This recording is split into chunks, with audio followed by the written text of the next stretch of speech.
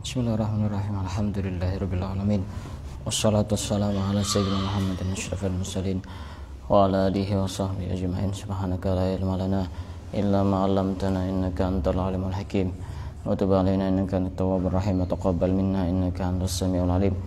Qala rabbi shrah li sadri wa yassir li amri wahlul 'uqdatam min lisani yafqahu qawli wa ta'allama wa ta'lim ma'rifata wal istifadah. والتمسك على كتاب الله وسنة رسوله والدعاء إلى الهدى والدلالة على الخير ابتغاء مرضاته وقربه وثوابه سبحانه وتعالى. قال المصنف رحمه الله تعالى ونفعنا به وبعلومه وأمدنا بأسراره في الدارين آمين. Akan kita lanjutkan membaca kitab Wasailul Wusul ila Syamailir Rasul yang dikarang oleh Syekh Yusuf bin Ismail An-Nabhani. Sekarang kita akan memasuki pembahasan yang baru setelah kita membahas tentang bentuk fisik Rasulullah. Sekarang memasuki fasal yang kedua, al-faslus tsani fi sifati basarihi sallallahu alaihi wasallam waqti halih. Ini akan membahas tentang penglihatan Rasulullah dan bercelaknya Rasulullah. Ada basar, ada ain. Kalau ain itu artinya mata. Tapi kalau basar itu kekuatan yang ada pada mata, itu namanya basar.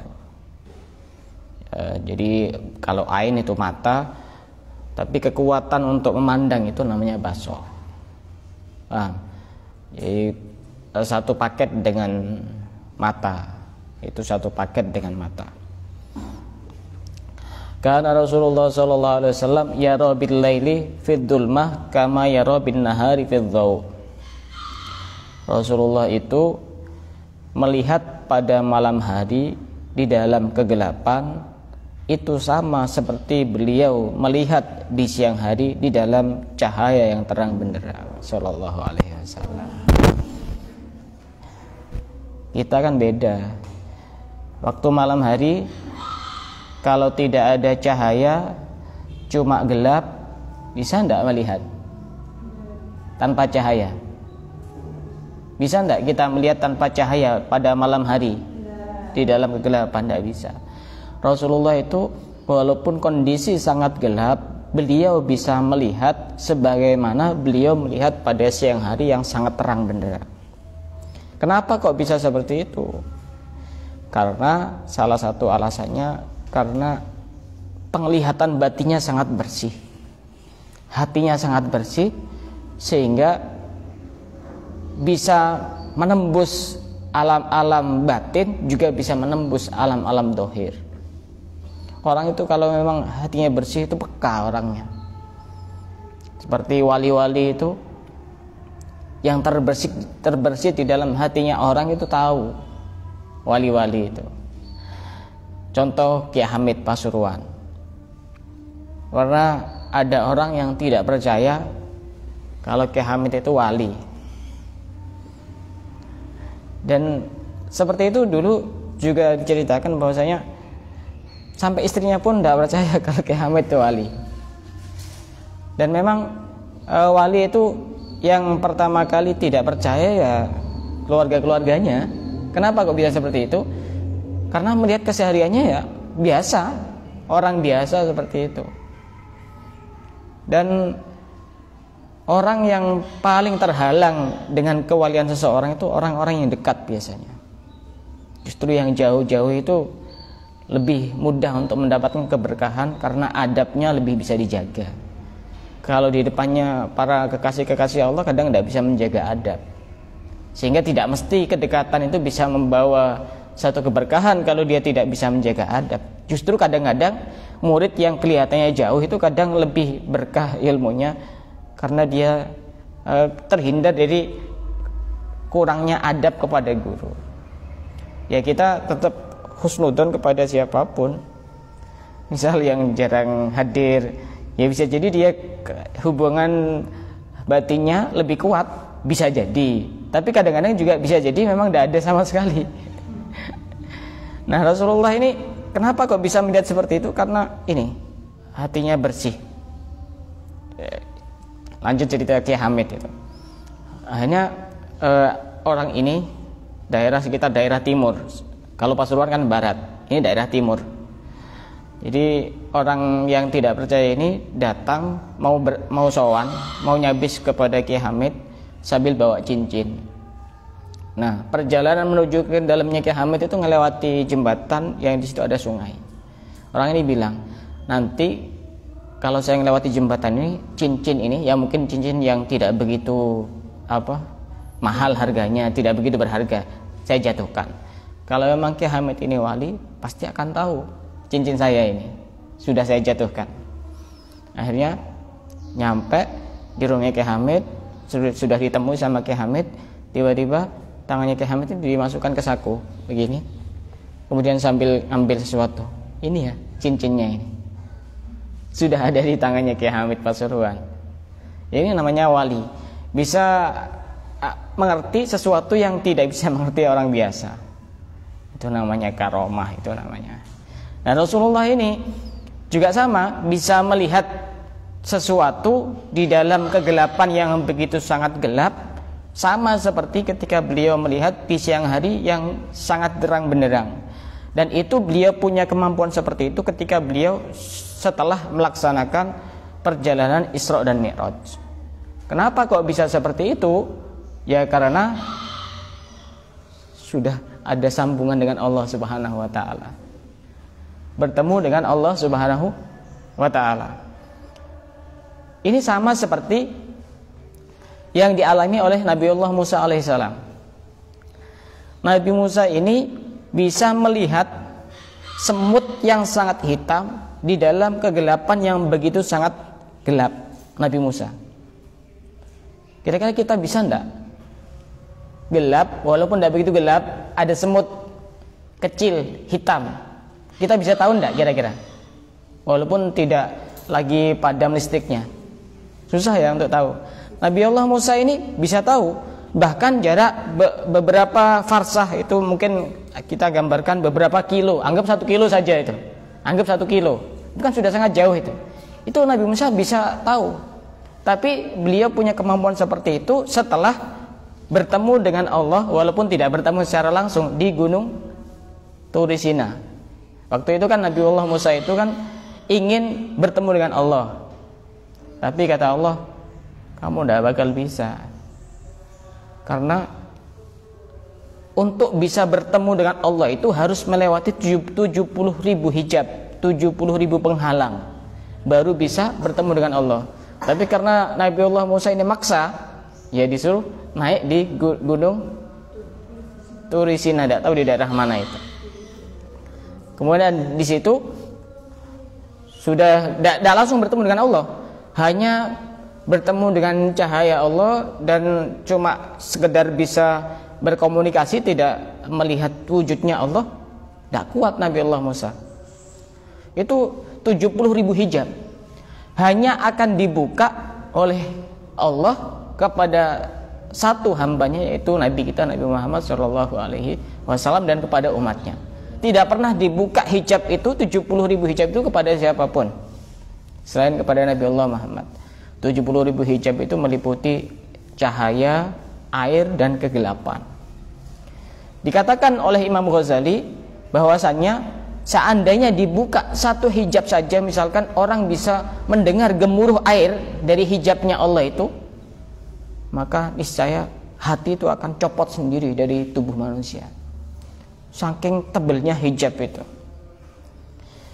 Jadi Nabi Allah Musa ini bisa melihat semut yang sangat hitam dalam beberapa jarak, beberapa kilo, pada kegelapan yang sangat gelap. Setelah apa?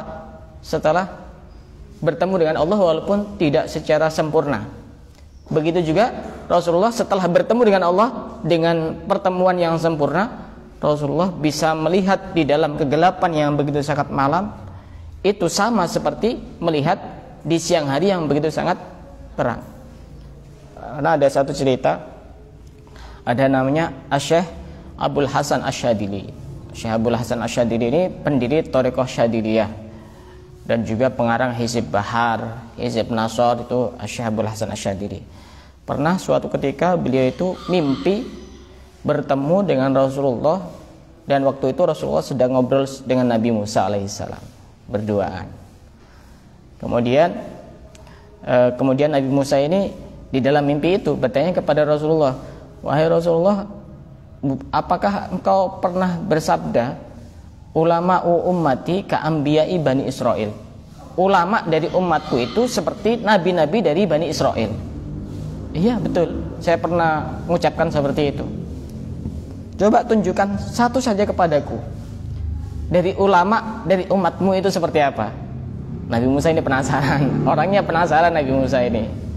Kok hebat banget itu. Satu ulamanya umatnya Nabi Muhammad itu sama seperti nabinya Bani. Berarti kan levelnya tinggi. Akhirnya dipanggil satu ulamanya Rasulullah itu, Imam Ghazali. Dipanggil Imam Ghazali. Sudah kita ketahui bersama bahwa Imam Ghazali itu mendapatkan julukan Hujjatul Islam.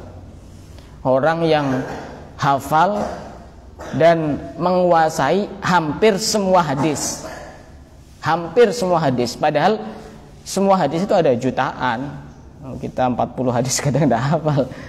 Itu Hujjatul Islam, pengarang kitab Ihya Ulumuddin. Yang kata sebagian orang, ustadz-ustadz yang baru belajar, ustadz-ustadz di YouTube, di TikTok, oh ya, kitab Ihya itu kitab yang banyak hadis-hadis dhaif, hadis-hadis palsu. Taunya dia dari mana? Sedangkan Imam Ghazali hafal di luar kepala. Sak perawi-perawinya ini lahir di mana, lahir tanggal berapa, wafat tahun berapa, itu biografinya lengkap. Padahal itu kan perawinya kan tingkatannya sangat banyak. Coba kalau kita hitung 10 hadis saja, dari satu hadis ada berapa perawi? Nah ini jutaan hadis. Gampangnya Ustadz sekarang ini nyalahkan Imam Ghazali. Kamu dengan Imam Ghazali jaraknya berapa? Jangan jauh sekali. Dipanggil Imam Ghazali. Kemudian Nabi Allah Musa ini tanya kepada Imam Ghazali, kamu siapa namanya? Imam Ghazali menjawab, Muhammad bin Muhammad Al-Ghazali. Kemudian Nabi Allah Musa ini protes kepada Rasulullah, ini kayak gini nih, ulamamu ini seperti ini, kok bodoh seperti ini? Loh kenapa kok bodoh? Saya ini cuma tanya namanya, kenapa kok dia jawab nama bapaknya, nama kakeknya? Kemudian mau dijawab oleh Rasulullah, Imam Ghazali yang mau jawab. Biar saya Rasulullah yang mau menjawab, kata Imam Ghazali ini. Kemudian Imam Ghazali balik tanya kepada Nabi Allah Musa alaihissalam, wahai Nabi Allah Musa, saya ingin bertanya kepadamu, bukankah dulu engkau pernah ditanya oleh Allah apa yang ada di tanganmu itu? Nabi Allah Musa menjawab, ini tongkat ya Allah, ini tongkat untuk aku berjalan, untuk aku bersandar, untuk ini, untuk itu. Allah kan cuma tanya apa yang ada di tanganmu, kenapa kamu kok jawab banyak? Kata Imam Ghazali itu. Kemudian Nabi Allah Musa menjawab, ya karena saya ingin berlama-lama berkomunikasi dengan Allah. Saya ingin merasakan keberkahan dan kenikmatan bermunajat dan berinteraksi dengan Allah. Imam Ghazali menjawab, ya saya juga sama. Saya ingin berlama-lama di sini. Di sini ada Kalimullah, di sini ada Sofiullah, ada Habibullah, ada Khalilullah, semuanya lengkap gelarnya Nabi Muhammad ini. Sama seperti ini. Wah, top ini. Nah, Nabi Allah Musa, benar-benar ini. Ulamanya saja seperti itu. Ulamanya umatnya Nabi Muhammad. Jadi itu setelah bisa menembus alam dimensi yang lain itu, orang bisa melihat hal yang tidak bisa kita lihat, seperti Rasulullah dan Nabi Musa alaihissalam. Wa kana sallallahu alaihi wasallam yara man khalfahu minas sufufi kama yara man baina yadayhi. Rasulullah itu bisa melihat orang yang di belakangnya dari barisan-barisan atau dari orang yang ada di belakangnya walaupun tidak di dalam barisan, sama seperti melihat yang ada di depan. Seperti cerita kemarin, siapa namanya? Salman Al-Farisi, yang dimana Salman ini melakukan perjalanan yang cukup panjang, cukup lama untuk mengetahui tentang kenabian Nabi Muhammad. Sehingga waktu itu Rasulullah ini membelakangi Sayyidina Salman Al-Farisi. Sayyidina Salman ingin mengetahui apakah benar di situ ada tanda kenabian di bahunya Rasulullah. Dan Rasulullah sebelum menghadap kepada Sayyidina Salman langsung dibuka ininya. kelihatan bercahaya, berkilauan cahaya, putih, bersih, bagus, indah. Kemudian menghadap kepada Sayyidina Salman, ini kan yang kamu cari. Ini Rasulullah berarti secara tidak langsung tahu orang yang di belakangnya, juga tahu maksud dan tujuan Salman Al-Farisi. Itu Rasulullah. Bi khalfihi ka amamin ru'yatun sahabatat. Bisa melihat yang di depan sama seperti yang di belakang, sama juga. Di belakang sama di depan sama saja. Depan sama belakang itu sama saja. Wa kana sallallahu alaihi wasallam yara fit thuraya ahada asyara najman. Rasulullah itu bisa melihat bintang Suraya. Ada 11. Di Suraya itu semacam ada planet itu, tapi tinggi, tempatnya tinggi. Dan bintang Suraya ini bintang yang paling tinggi. Itu saking hebatnya penglihatan Rasulullah. Coba ya, kita untuk menghitung bintang saja mungkin tidak bisa. Ada berapa? Dan Rasulullah ini bintang yang paling tinggi namanya Suraya. Kadang-kadang ini dipakai nama Suraya, ini dipakai nama perempuan karena memang tafaulan, artinya biar menjadi orang yang tinggi, tinggi derajatnya, tinggi akhlaknya, tinggi ilmunya. Yang penting jangan tinggi tinggi hatinya. Benar, kalau tinggi hatinya tidak bagus. Suraya itu Rasulullah bisa melihat baik ketika malam hari maupun siang hari. Coba kalau kita melihat bintang di siang hari bisa enggak?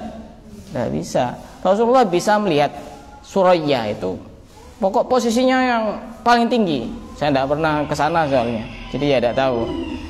Bahkan dikatakan bahwasanya itu saking kecilnya bintang Suraya itu seperti percikan-percikan air itu. Kecil, sangat kecil sekali. Jadi bintang Suraya itu ada 12 yang bisa dilihat oleh manusia itu sekitar 6 atau 7, mungkin itu pakai alat. Yang bisa melihat secara keseluruhan hanya Rasulullah SAW. Karena kuatnya basornya Rasulullah, kuatnya penglihatannya Rasulullah sampai bisa nembus sampai ke sana. Jangankan bintang Suraya, melihat umatnya Rasulullah yang sekarang saja Rasulullah tahu. Ketika umatnya itu berdosa, Rasulullah mintakan ampun kepada Allah, sudah tahu. Ketika umatnya bersolawat, Rasulullah tahu siapa saja yang bersolawat berapa kali, namanya siapa, rumahnya di mana, semuanya tahu Rasulullah. Itu tentang basornya Rasulullah, penglihatan Rasulullah sangat tajam sekali. Kita kan mungkin melihat cuma beberapa, tidak sampai 1 kilo mungkin ya, kita bisa melihat sesuatu yang sangat jauh itu. Mungkin tidak sampai 1 kilo mungkin kita sudah tidak bisa melihat. Mungkin jarak 1 kilo di sana ada apa mungkin sudah tidak tahu.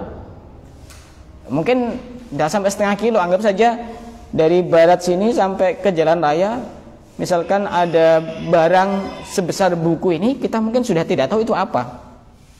Ya, tapi Rasulullah, coba jarak antara langit ke bumi itu berapa kaki? Ada yang pernah menghitung itu. Tapi bukan ngitung pakai kaki-kaki begitu. Sampai sana Rasulullah penglihatannya nembus sampai langit. Wali-wali juga bisa seperti itu.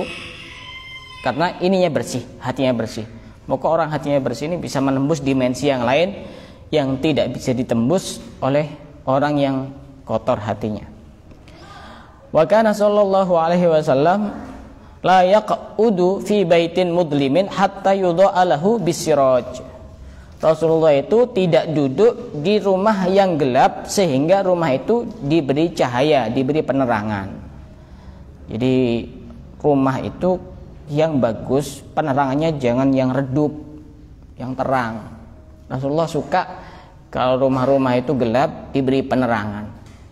Di samping itu, rumah-rumah yang redup itu rawan dia ditempati sama jin-jin itu. Jin itu suka yang gelap-gelap, redup-redup juga. Tadi malam itu saya diminta sama orang, dia punya toko Katanya toko ini sudah pernah dikontrak oleh orang sebelumnya. Katanya ada yang pernah kesurupan di toko itu karena melihat hal-hal yang gaib, jin dan sejenisnya itu. Saya masuk ke sana, di area belakang, bagian belakang itu agak redup, ada lampunya memang, tapi redup. Dan rasanya itu lain. Anggap kayak kita bias ya apa namanya? Lain. Di tempat-tempat yang lain biasa, kalau penerangannya itu terang, tidak seperti di belakang. Jadi kalau di dalam satu rumah yang jarang ditempati, pas di situ dikasih gelap-gelap, ya tidak bagus. Lebih baik kalau memang tidak ditempati, malamnya itu dihidupkan. Dari mulai maghrib sampai subuh. Setelah itu matikan, tidak apa-apa. Biar tidak ditempati sama makhluk-makhluk lain. Khawatir, wah ini kayaknya memang jatahnya saya ini. Sengaja disediakan karena memang gelap-gelap. Tidak bagus orang suka gelap-gelap itu.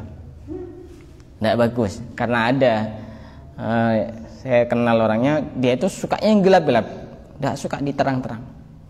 Itu bermasalah orang seperti itu. Dan Rasulullah suka di tempat yang gelap diberi penerangan. Tapi annahu kana yakrahu siraj inda subhi, tapi Rasulullah itu tidak suka penerangan setelah subuh. Setelah subuh itu tidak ada penerangan. Tapi di sini dianjurkan penerangan itu dimatikan ketika mau tidur. Jadi tidur itu bagusnya lampu dimatikan. Dari segi kesehatan pun juga sangat bermanfaat, karena waktu itu mata sedang istirahat. Jadi capek melihat yang terang-terang terus. Jadi ketika mata ini ditutup, dipejamkan, biar istirahat dulu, biar tidak terlalu silau dengan gelapnya dunia dan silau dengan yang lain. Jadi mata ini biar istirahat, yang bagus dimatikan kalau tidur itu. Matikan. Ya kalaupun kasih penerangan yang redup-redup saja, mungkin sediakan lampu, biasanya ada lampu tidur itu. Dijual biasanya di toko-toko ini. Tapi saya bukan promosi karena tidak tahu yang jual di mana. Kasih lampu redup lah kalau misalkan takut untuk yang gelap, kasih lampu yang redup. Itu lebih bermanfaat. Wa kana sallallahu alaihi wasallam yujibuhun nadharu ilal khudra wal ma'il jari. Rasulullah itu suka melihat pemandangan yang hijau-hijau. Hijau-hijau itu contohnya kayak apa? Pepohonan, tanaman, tumbuh-tumbuhan. Jadi kalau kita misalkan lagi lewat di satu tempat, melihat hijau-hijau, niatkan kita melihat apa yang disukai oleh Rasulullah. Berpahala. Orang berilmu sama orang tidak berilmu itu beda. Hal yastawil ladzina ya'lamun wal ladzina la ya'lamun. Apakah sama orang yang berilmu dengan orang tidak berilmu? Di dalam Al-Quran disebutkan seperti itu. Jawabannya sudah sangat jelas sekali. Melihat saja, satunya berpahala, satunya tidak berpahala. Orang berilmu, tidurnya saja berpahala. Orang tidak berilmu, tidak berpahala. Tidur itu bisa berpahala loh, terutama perempuan. Niatkan biar mengurangi mulut kita untuk ghibah. Meminimalisir mulut kita untuk ghibah. Itu namanya stempel yang cukup akurat itu untuk menutup mulut itu. Karena tidak mungkin kalau pas tidur mulutnya dibuka gitu. Pas ngomong sendiri. Itu bedanya orang berilmu dengan tidak berilmu. Jadi kalau kita lagi rekreasi di biasanya wisata-wisata alam, itu kan hijau-hijau, contoh kayak di Arak-Arak. Ngelihat hijau-hijau bagus gitu. Ngelihat di sawah, niatkan untuk meniru Rasulullah. Dan Rasulullah itu juga suka melihat air yang mengalir. Air yang mengalir itu Rasulullah suka. Jadi kalaupun misalkan ada orang membuat semacam pemandangan di depan rumahnya, kayak ada semacam air mengalir, itu apa namanya ya? Bukan? Ya kolam, tapi bukan akuarium. Jadi di model kayak kolam-kolam mini begitu. Bagus seperti itu. Niatkan, karena orang itu seneng melihat suaranya air mengalir itu. Bagus. Bukan air mancur ya, air mengalir. Kalau air mancur itu air yang dipaksakan untuk naik ke atas. lebih indah air mengalir dibanding air. Semua yang alami itu lebih indah dibanding yang dipaksakan. Itu Rasulullah memang suka seperti itu, murni karena melihat, bukan karena ada tujuan-tujuan yang lain. Dikatakan oleh Imam Ghazali, kadang kecintaan kepada sesuatu itu bukan karena ingin mendapatkan sesuatu itu, karena murni ingin menikmati dengan memandang saja. Kadang ada yang seperti itu. Bisa jadi orang itu memang hanya suka melihat saja, sudah terpenuhi keinginannya. Dan bahkan di sini disebutkan kadang beban-beban yang berat, kesusahan, kesembuhan itu hilang dengan memandang alam indah, sejuk. Seperti itu bisa hilang. Apalagi diniatkan ini sesuatu yang disukai oleh Rasulullah, lebih bernilai pahala itu. Makanya orang yang rumahnya dekat-dekat sungai, tapi ya lain nanti kalau tujuannya pengen lihat orang mandi. Karena di daerah gunung-gunung itu masih banyak orang-orang mandi di sungai itu, kasih pembatas-pembatas itu. Gimana itu? Ya tetap tidak boleh dilihat itu, tetap tidak boleh. Jangan sembarangan mandi di pinggir jalan. Jadi bagus, apalagi rumahnya mewah. Tahu rumah mewah, mepet sawah. Itu sering lihat sawah hijau-hijau, seneng kan hatinya? Kita sendiri seneng ngelihat yang hijau-hijau itu, pemandangan yang hijau. Rasulullah juga senang. Apalagi kita sambungkan hati kita dengan Rasulullah, karena Rasulullah suka memandang yang hijau-hijau. Bukan hijau ini bukan uang 50.000. Hijau ya anggap seperti itu, atau hijau-hijau yang lain lah. Ini hijau dari alam itu. Ya, pepohonan, tumbuh-tumbuhan, bunga-bunga, itu bagus. Sunnah seperti itu bagus karena kita niru apa yang dilakukan oleh Rasulullah. Suka Rasulullah seperti itu. Dan orang-orang Yaman ini kalau mensifati Indonesia itu khadra, hijau, karena di sana gersang. Di Yaman itu gersang. Semuanya dikelilingi oleh gunung. Gunung itu muter semuanya, mau kemana saja ada gunung di Yaman itu. Dan panas. Sampai kemarin di Tarim itu ada sholat istisqa, mungkin saking panasnya, mungkin panasnya sudah tidak sama seperti hari sebelumnya, atau mungkin juga kekurangan air. Mungkin kemarin ada sholat istisqa, sholat minta hujan. Selama saya di sana belum pernah ada sholat istisqa itu. Ini kok ada sholat istisqa. Wa kana sallallahu alaihi wasallam yu'jibun nadharu ilal utruj. Rasulullah itu kagum, senang melihat utruj. Yang saya kemarin suruh cari, utruj itu semacam jeruk, tapi dia apa? Jeruk apa kemarin itu ya? Citrus apa? Iya. Saya cari-cari di Indonesia belum pernah nemu itu. Tapi kemungkinan ada itu. Yang anggap yang pulaan dari luar negeri, kemungkinan ada.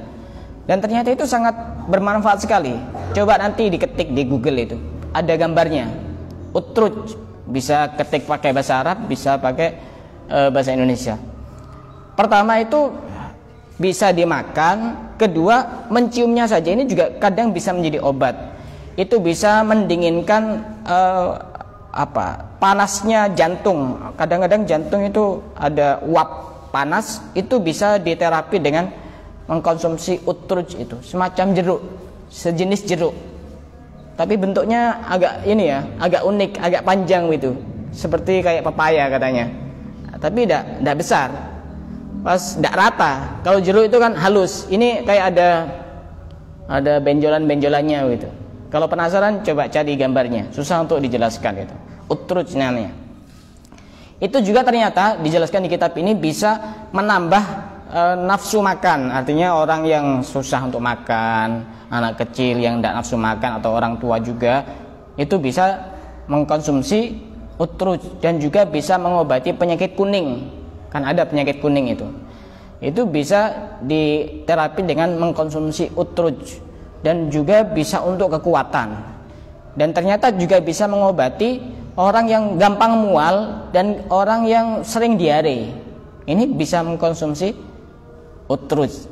Jadi pertama kita melihat utruj saja itu sudah berpahala kalau kita niatkan Rasulullah juga suka melihat utruj itu semacam jeruk, nanti bisa dicari sendiri biar tidak penasaran. Pokoknya itu semacam jeruk, tapi bentuknya bukan bundar, agak lonjong, tapi di ujungnya ini agak kecil, pas ada semacam benjolan-benjolan begitu, ndak halus. Itu namanya utruj. Dan ternyata di sini diceritakan dulu ada seorang ulama bernama Asy-Syaikh Muhammad Al-Hanafi. Asy-Syaikh Muhammad Al-Hanafi ini punya majelis yang hadir itu bukan cuma manusia tapi juga dari kalangan jin. Habib Umar itu juga punya murid jin itu. Ada yang murid. Pernah suatu ketika ada santrinya Habib Umar itu kesurupan. Orang-orang yang heran, wah ini santrinya Habib Umar sudah mondok di situ kok bisa kesurupan ini. Ternyata setelah ditanya waktu kesurupan itu, nah iya saya di sini pengen ngaji sama Habib Umar, diusir keluar, ya saya masuk. Saya pengennya ngaji sama Habib Umar, ini orang kok disuruh keluar. Ya saya ini memang punya jadwal khusus. Jadi beberapa kiai, beberapa ulama itu memang ada yang punya jadwal khusus ngaji dengan makhluk-makhluk seperti jin itu. Jadi tidak ada muridnya, kelihatan tidak ada muridnya, cuma ada meja, bangku, ada kitab, ngomong sendiri begitu. Nah ini Syekh Muhammad Al-Hanafi ini juga punya murid, bukan cuma dari manusia tapi juga dari kalangan bangsa jin. Itu pasti hadir majelisnya. Suatu ketika pas waktu Syekh Muhammad Hanafi ini mengisi majelis, jin-jin ini, murid-murid ya dari jin ini, tidak ada yang hadir sama sekali, absen semuanya, tidak ada yang hadir sama sekali. Kemudian setelah selesai ditanya itu, kamu kemarin kenapa kok tidak hadir, apa ketiduran, apa sibuk kerja atau gimana? Apa jawaban jin itu? Karena di rumahmu ada utruj. Karena di rumahmu ada utruj. Saya itu tidak berani masuk kalau di rumahmu ada utruj. Makanya kalau yang di rumah itu banyak jinnya, beli utruj. Ya cari sampai nemu. Seperti perjalanannya Sayyidina Salman dari satu daerah ke daerah yang lain untuk mencari cintanya kepada Nabi itu. Coba cari di toko online, barangkali ketemu. Dan feeling saya ada yang jual di Indonesia. Mungkin dia kulaan, seperti kadang kan juga ada yang jualan kurma yang langsung dari Mekah, dari Madinah. Kemungkinan ada. Kalaupun tidak ada yang sudah diekstrak, ya tidak masalah. Ada nyambung-nyambungnya dikit lah dengan apa yang disukai Rasulullah, ya tidak masalah. Apa sih yang tidak? Kalau bukan tujuannya cinta itu apa yang tidak? Gitu. Nah itu beliau suka ya, melihat utruj. Kita masih belum bisa ngamalkan. Nah, yang bisa kita amalkan sekarang hari ini, melihat yang hijau-hijau. Jangan melihat orang yang bajunya hijau. Lain lagi itu ceritanya. Bisa dosa, bisa banyak maksiat gitu. Dan memang Rasulullah itu juga salah satu warna kesukaannya itu hijau. Di samping putih itu suka memakai warna hijau. Hijau itu warnanya enak dipandang. Nggak membosankan. Berbeda dengan warna-warna yang lain. Putih itu juga. Saya itu pertama kali jatuh cinta dengan warna putih waktu saya di Tarim. Sebelumnya saya jarang punya baju putih, itu jarang sebelumnya. Tapi semenjak di Tarim, baju-baju saya yang selain putih itu tak kasihkan ke orang semua. Sampai di sana baju saya 100% putih semua di Tarim itu. 100% putih semua. Kenapa kok bisa jadi putih semua? Saya pertama kali sholat Jumat di Tarim, di Masjid Jami yang ada di Tarim itu, orang itu kan mengamalkan sunnah. Karena kalau sholat Jumat itu kan sunnah pakai pakaian putih. Saya pertama kali masuk masjid, putih semua ini. Hati saya adem, damai, dingin, senang gitu ngelihatnya. Wah, ini berarti Rasulullah itu setiap memilih sesuatu bukan tanpa alasan. Ada hal-hal yang lain yang mungkin kita tidak bisa nalar, yang kita mungkin tidak bisa mikir. Sebenarnya apa sih rahasia di balik warna putih? Kan begitu. Senang gitu ngelihat itu. Apalagi majelis rata-rata putih-putih semua kalau majelisan itu. Senang itu ngelihatnya saya itu. Coba kalau majelisnya warnanya macam-macam bajunya. Jadi kita ngelihatnya itu kayak apa? Ya tidak seperti yang putih-putih itu. Yang penting jangan lihat pocong lah. Karena pocong juga putih-putih itu. Kayaknya pocong ini juga paham seperti ini. Bahwa Rasulullah ini memang suka yang putih-putih. Tapi jangan sampai ketemu itu. Bahaya. Cuma ada di Indonesia itu jenis-jenis nama-nama setan. Tempat-tempat lain tidak ada. Di Indonesia ada pocong, ada sundel bolong, ada kuntilanak, ada suster ngesot, ada suster merangkak. Untung tidak ada suster pincang. Semuanya lengkap kalau di Indonesia itu. Rasulullah suka melihat utruj. Kemudian wa kana yu'jibuhun nadharu ilal hamamil ahmar. Ini juga bisa kita amalkan. Rasulullah itu suka melihat apel merah. Nah, kalau ke pasar walaupun tidak beli apel tapi jangan deket-deket kalau ngelihat. Oh, nah, orang ini tidak beli pas deket-deket, coba lihat-lihat saja, takut perasaan itu orang yang jual itu. Ngelihat lewat saja. Mana yang jual apel merah? Dan kalau kita lihat memang bagus ya ngelihat apel merah itu ya. Seneng gitu, tidak tahu ya namanya seneng, tidak bisa diungkapkan. Rasulullah suka melihat apel merah. Hamam itu sebenarnya mana aslinya itu burung dara. Tapi di sini ada tambahan al-ahmar, merah artinya. Masa ada burung dara merah? Yang dimaksud di sini adalah at-tufah. Apel merah, karena apel itu kan ada yang hijau, kan ada yang hijau, apel hijau, kan ada apel Malang itu apel hijau, walaupun hijau tapi manis. Ada juga yang hijau tapi pahit, itu juga ada. Seperti orang yang pakai baju hijau tapi membosankan orangnya. Itu sama seperti apel yang kayaknya tidak laku itu, sudah terlalu lama, tidak ada yang beli.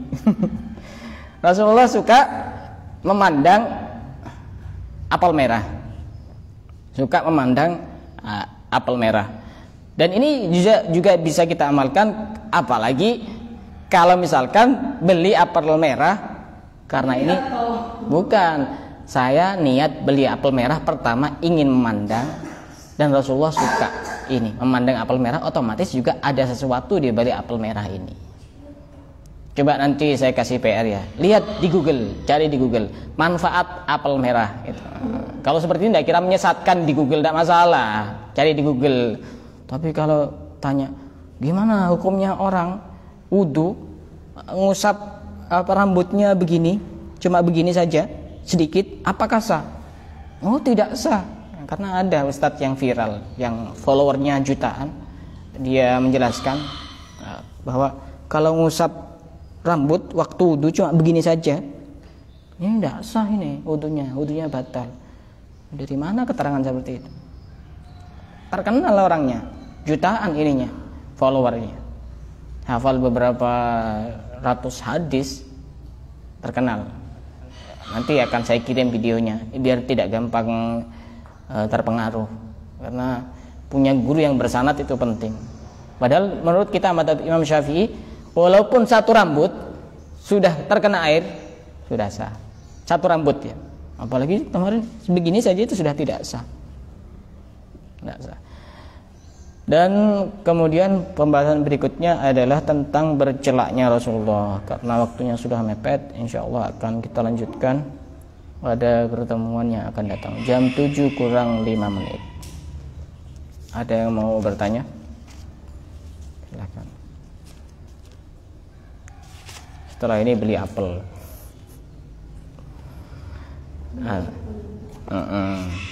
Yang punya uang. Dan yang tidak punya uang ke pasar saja, lewat sambil lihat-lihat, tapi jangan dekat-dekat, takut tercemar virus. Wallahu a'lam bishawab.